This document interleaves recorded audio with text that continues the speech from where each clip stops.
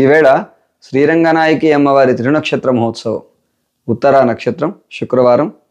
ఇలాంటి శుభ సమయంలో అమ్మవారి వైభవాన్ని మోహన రాగంలో శ్రీ పురంధరదాసు అనుగ్రహించినటువంటిది సుప్రసిద్ధమైనటువంటి ఒక కీర్తనం పాడుకుంటూ అర్థాన్ని స్మరించుకుందాం. వరవీణా మృదుపాణి వనరుహలోచనురాణి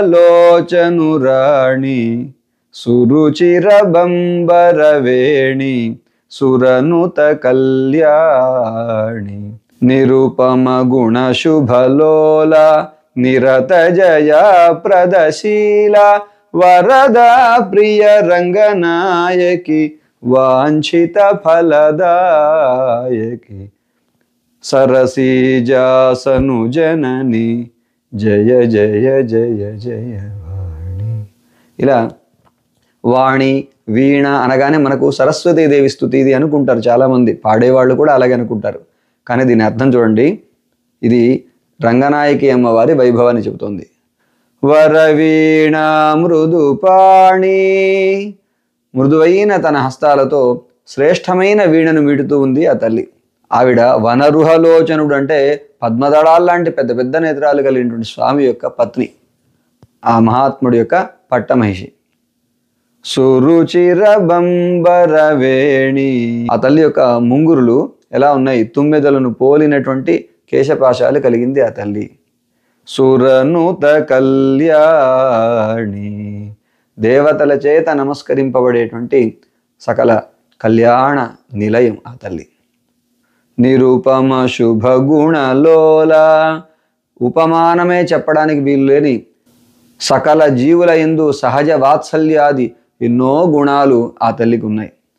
నిరత జయ ప్రదశీల, ఎవరికైనా విజయం వరించింది అంటే లక్ష్మీదేవి యొక్క లేశ కటాక్షం అతని ఎందు ఉందని అర్థం.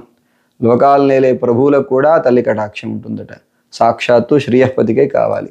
కాబట్టి సకల జనులకు జయాన్ని ఇచ్చేటువంటిది ఆ తల్లి. వరద ప్రియ రంగనాయకి, ఆ తల్లి సకల జీవులకు వరాలను అనుగ్రహించే ధర్మార్థకామ మోక్షాలను ఇచ్చేటువంటి పరమాత్మ యొక్క ప్రియురాలు. రంగనాయకి, శ్రీరంగనాథం యొక్క పట్టమహిషి, దేవదేవ దివ్యమహిషి. వాంఛిత ఫలదాయకి, కోరిన వాళ్ళ యొక్క కోరికను తీర్చే కొంగు బంగారం. తల్లి దగ్గరే అడిగే స్వాతంత్ర్యం ఉంటుంది, తల్లికే మనకి ఏదైనా ఇవ్వాలనే తపన ఉంటుంది. సహజ పేగు బంధం కలిగినటువంటి తల్లి లక్ష్మీదేవి అంటే ఈ సకల జీవులకు అడిగిన వరాలన్నీ ఇచ్చేటువంటి తల్లి. ఎవరావిడ? సరసీజాసను జనని, సరసిజ ఆసనుడు, పరమాత్మ నాభి నుంచి ఒక కమలం వచ్చింది, ఆ కమలంలో సృష్టింపబడ్డాడు బ్రహ్మ. ఆ బ్రహ్మ వేదాలను విని తద్వారా లోక సృష్టి చేస్తున్నాడు.